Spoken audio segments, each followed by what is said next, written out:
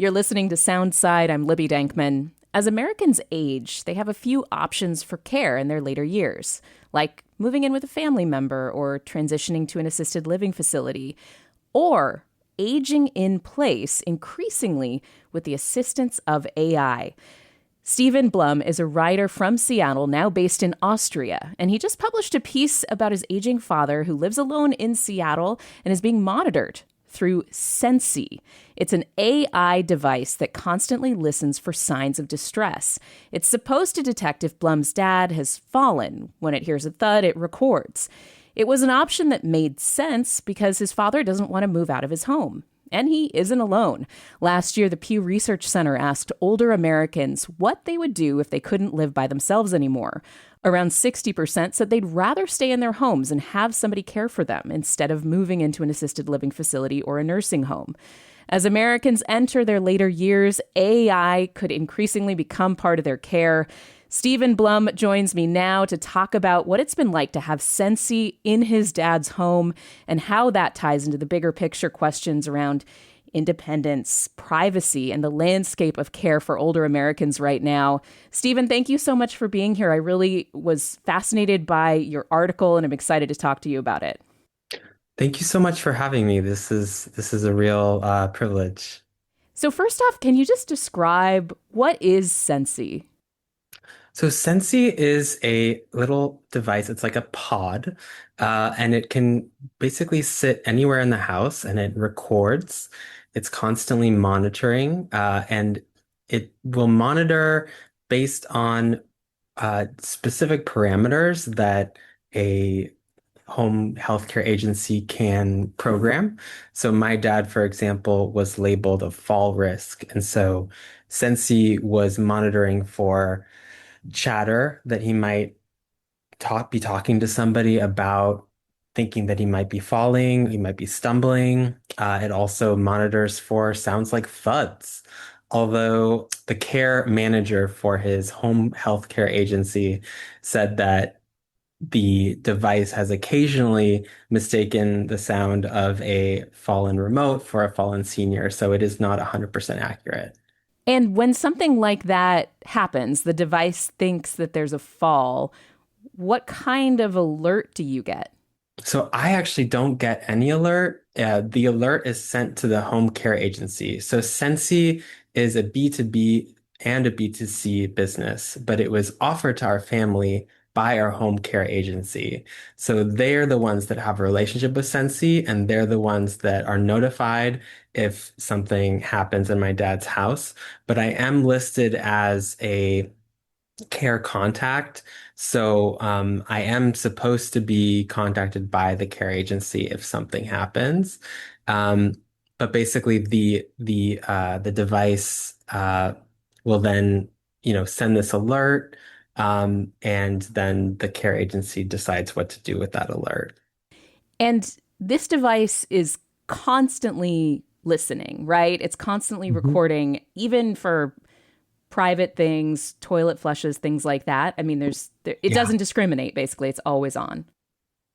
Exactly. So it's marketing a very broad spectrum of uses, including monitoring UTIs, monitoring cognitive impairment, cognitive decline, and it not only monitors specific fragments of conversations, but also movements within the house. So if somebody's flushing the toilet more often than usual, if somebody is sounding confused, that could also be a sign of a UTI.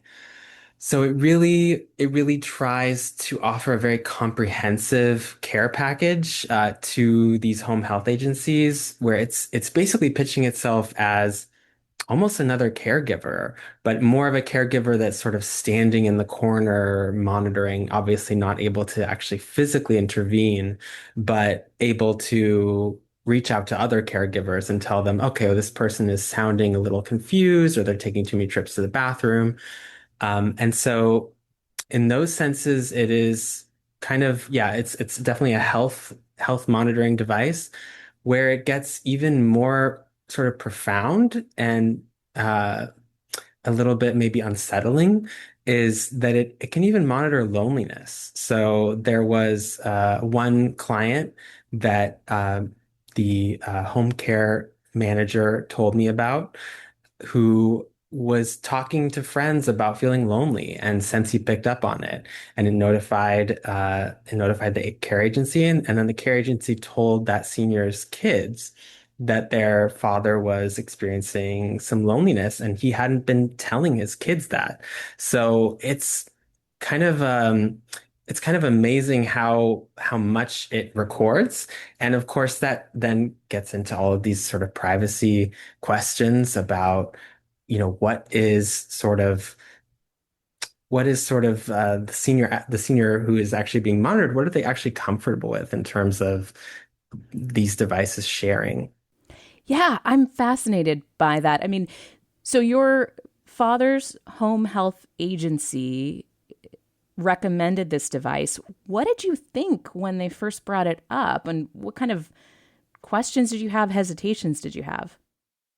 Great question. So, my dad had reservations about wearable devices. He found them constricting, and he also didn't want to have to charge them every day or every however long they need to be charged. Let me back up. This is a little getting too messy. So, my dad had reservations about wearable devices and thought that they were a little bit too obtrusive. And so that was the state that my family was in. My dad was doing a lot of home exercises on his own. He loves to climb up and down the stairs, and my family was worried that he might fall. And so Sensi was pitched to us by his home care agency as a way to sort of unobtrusively monitor and assure that if something happens to my dad, that somebody will be notified. So it was pitched as a free add-on, and it really, at the time, it seemed like kind of a magical solution, something that would just sort of sit inobtrusively in our house that my dad wouldn't have to worry about. He wouldn't have to maintain in any way, and it would just uh, it would just monitor and it would provide us with this peace of mind. And I wasn't really aware, and my dad definitely wasn't aware of the fact that it was going to be recording little snippets of conversations. So when we found out that it had recorded him, telling a friend, "Oh, I feel like I'm stumbling, I might fall," it was kind of a shock. It was a shock to me, and it was a shock to my dad that it had actually recorded those lines. Bear in mind, these are words that my dad spoke in his own house, thinking that he was with another person, thinking that he had some semblance of privacy. Now, the fact is that he was sent a privacy agreement that probably told him that his words would be recorded. And I believe that I even was informed of that as well. It was just kind of a shock in the moment because we hadn't fully appreciated how that would actually feel in practice. Um, and it was a little bit unsettling. So I think, one thing that the piece tries to explore is what does it mean when a house sort of becomes more institutionalized? It becomes more like a nursing home or a assisted living facility in the sense that yes, it is still my dad's house. It is still filled with his memories. It's still filled with so many, pictures of my mom and so many mementos that really give my dad's life meaning. But at the same time, it is monitoring him. So it's almost like an institutionalized version of my childhood house in some ways. So I also thought that was kind of a strange way to think about home, and I really wondered about how my dad felt about that. Yeah, I want to get to questions about consent because you explored that in your story.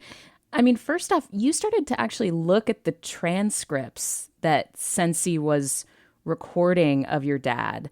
And that's probably not a common thing for everybody's family members to do, especially if this is a tool recommended by the home health agency. But, for the purposes of this story, we're kind of digging more in. How did it feel to read all of that, to know all of that? Did it give you peace of mind or was it creepy?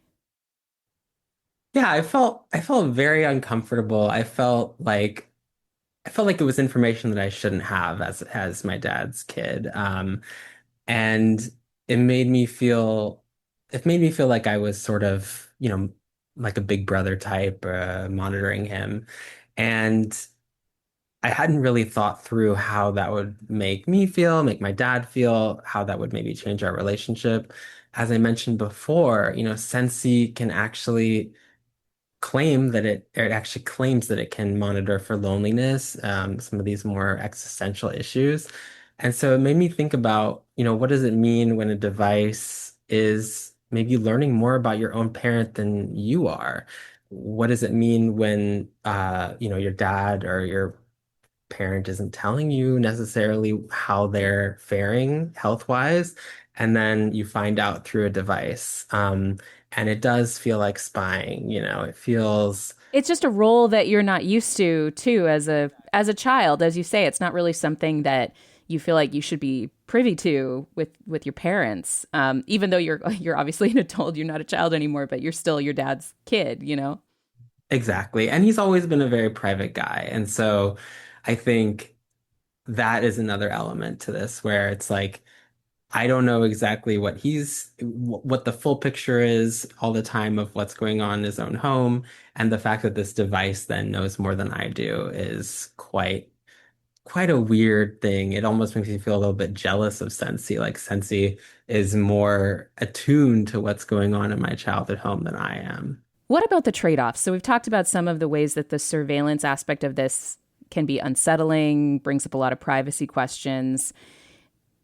But if this provides a measure of safety for adults who want to age in place, many people might say that's a worthwhile trade. You talked about all the ways that Sensi promises to monitor for not just physical risks, but loneliness, cognitive decline.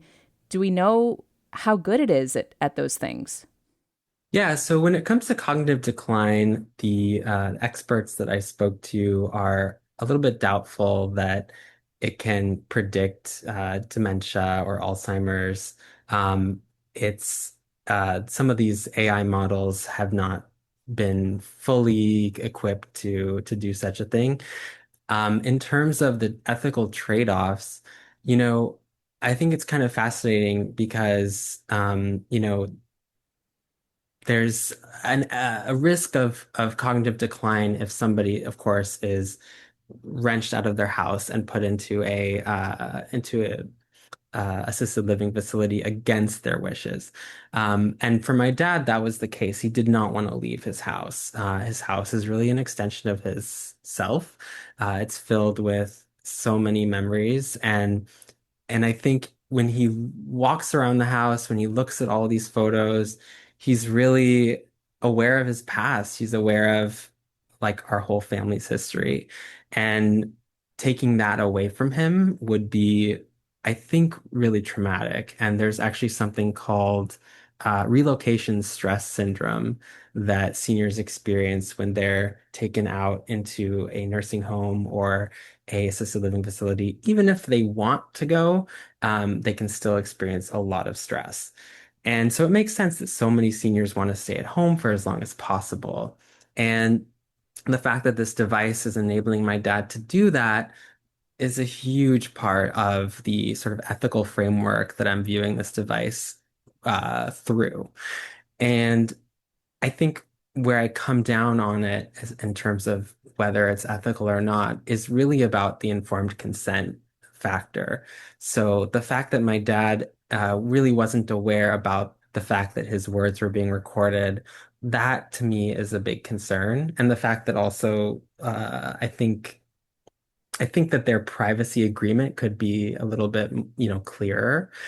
Um, but I think if seniors understand the risks that they're taking, then that kind of changes a lot of the calculus for me. I mean, for my dad, he he's less concerned about the device than I am. Really? I talk. Tell that surprises me. He's less concerned than you are. I just want to underline that. Why is that? I think he's accepted this trade-off. He has accepted that this is sort of what allows him to stay in his own home. And I think, I talked to Dr. Clara Barrage, and I'd be really remiss not to mention her. She's a brilliant researcher at University of Washington, School of Social Work, who studies age tech and informed consent and everything that we've been talking about. And she mentioned to me it's not a real choice if you're offering your parent either the option of moving into assisted living or living with this device, then that's really forcing them into this you know situation that's very uncomfortable. And for my dad, I hope that that's not why he sort of accepted it, because he thinks every time he thinks of the device, he thinks, well, it's better than being in a nursing home or an assisted living facility, rather. But I think that that probably does play a part in how my dad views the device. It's enabling him to be in his own home. And what's interesting is also in Claire Barrage's research, she's talked to other seniors who have sort of come to their own sense of peace regarding being monitored. Sometimes these seniors are being monitored by cameras. That's something my dad was not comfortable with. And sometimes they're being monitored by Alexa, which is, obviously less, it's more of a passive listening device, but it's still a listening device. And, some seniors are not comfortable with that either. So there's these ethical trade-offs that I think when seniors are fully aware of the privacy implications, I think they're able to make that decision for themselves. One thing that I really also want to add is there are commercial devices like this LEQ, which was featured in the New York Times. So that was actually developed with seniors. So there are these devices that are being developed alongside seniors or with seniors. The fact that there are these devices that are being developed with seniors gives me some hope about the future of the industry, that it's not just going to be this sort of Big Brother type apparatus, but that something that actually seniors are involved in the creation of. There's MIT Age Lab. They've done a lot of work with seniors to develop these products. And I think, when you put something like this in a senior's home, I think the senior should have a big say in what type of information is being collected on them and what that information is being used for. And Dr. Clara Barrage at University of Washington has also done studies on what seniors are comfortable with in terms of their data. So a lot of seniors are more comfortable, and this probably makes a lot of sense. They're more comfortable with their data being shared with the home healthcare agency or a family, like a loved one, but they're not comfortable with their data being used by a tech company. So, like these are certain things where seniors should be sort of involved in how their data is used and how their data is collected. But it is difficult. I mean, these are folks who are trying to catch up with changing technology. I mean, the evolution of AI and its increasing place in our society. Most of us dismiss those privacy notifications that we get every time we download an app or use a new piece of technology. And, I'm not in my 80s, and I can't even imagine what it is to try to wrap your head around this new technology that you're being presented with. I mean, you bring up the fact that, there are all kinds of consent issues involved in that. And how do you keep the seniors' choices front and center while also, again, utilizing this technology to keep people safe?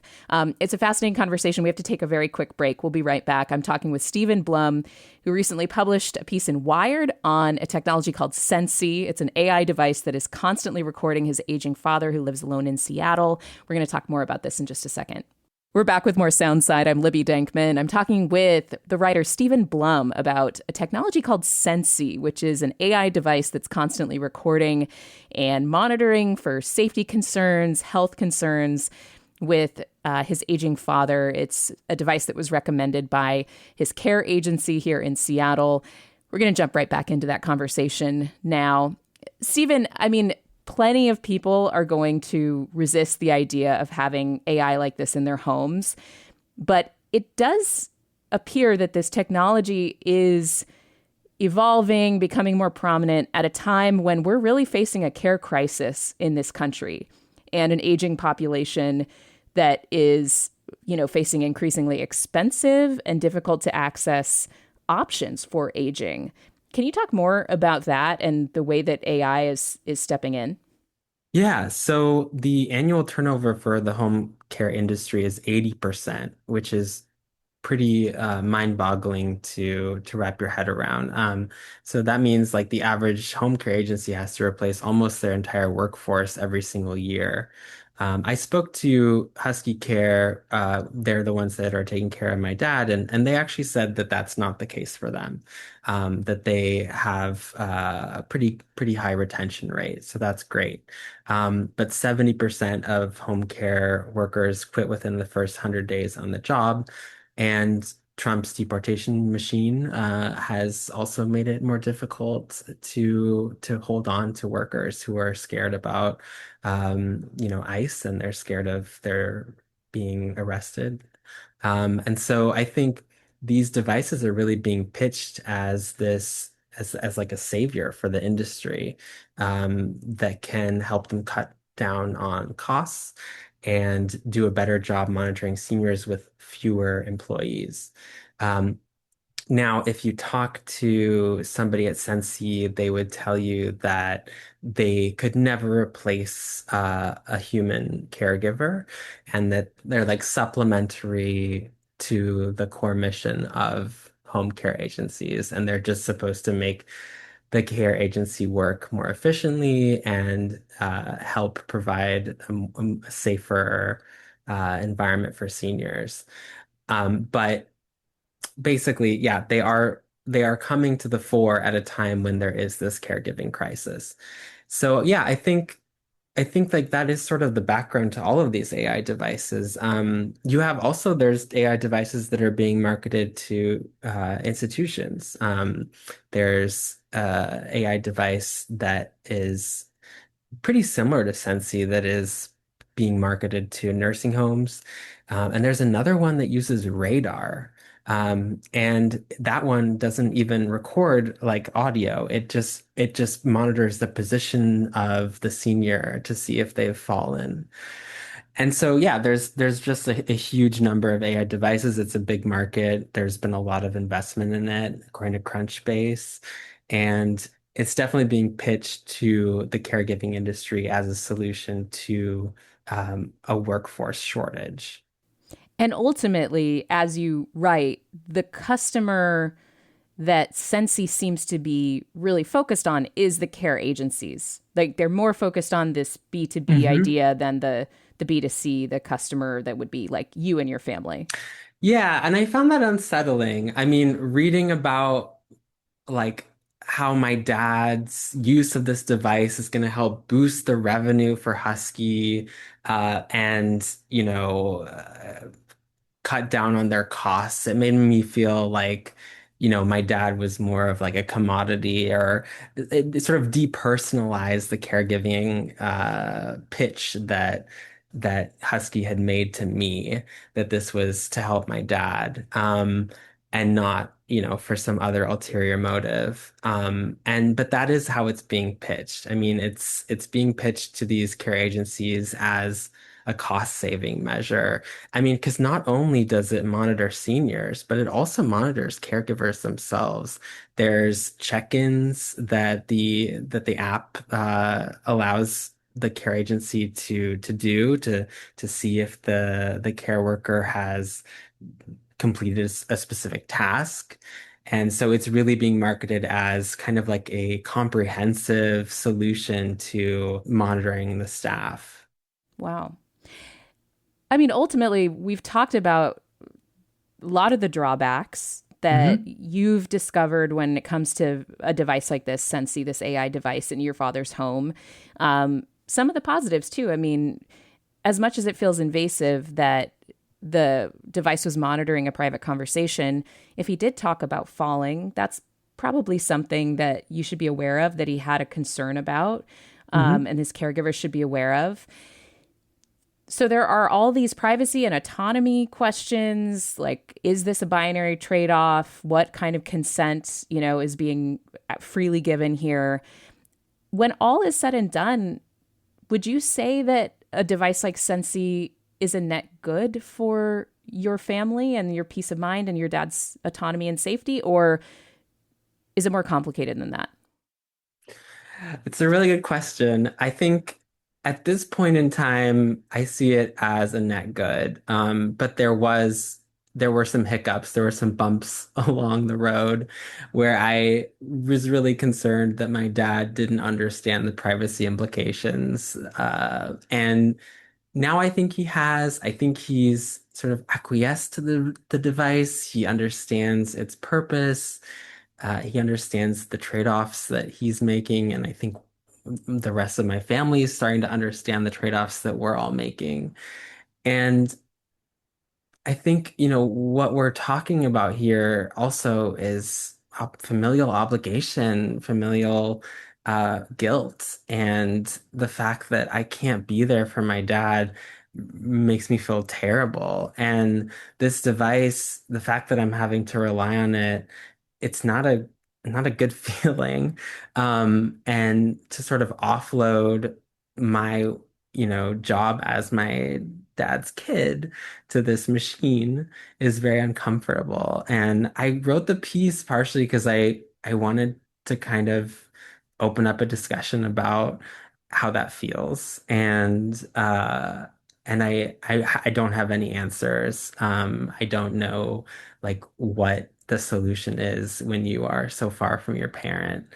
But I think that these are sort of questions that people are going to have more and more as their parents get older, especially because so many people want to stay in their own homes. And yeah, at this point, I think like our family has accepted it, but it's almost like something that you don't want to think about too much. And I think it's also that's the case with AI in some ways, like writ large. We understand that there are some benefits, but we're also really uncomfortable with its effect on creativity and other arenas. And I think maybe that is just the nature of AI. It's like these trade-offs are just going to be with us for as long as we're using this technology. I'd love to hear from our audience on this.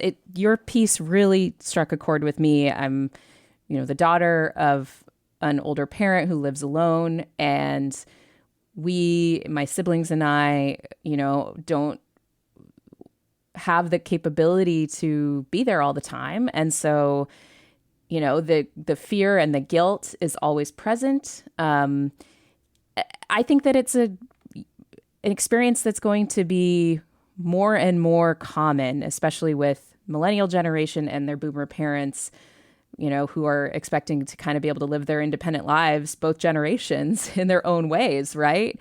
Um, anyway, I'd love to hear from our audience on this. If you have any feedback or experiences of your own when it comes to these types of devices or what it means to have these devices in your home, our voicemail number is 206 221 3213. 206 221 3213, or you can email us at soundside@kuow.org. Stephen Blum, who published this piece in Wired about Sensi, the AI device that is always recording at his dad's home, who lives in Seattle, really appreciate your time today and the conversation. It's been very interesting. Thanks, Stephen. Thank you so much. Thanks for listening to Soundside. Don't forget you can listen live on KUOW 94.9 FM Seattle at noon and 8 p.m. Monday through Thursday, or anytime online at kuow.org or on your favorite podcast app.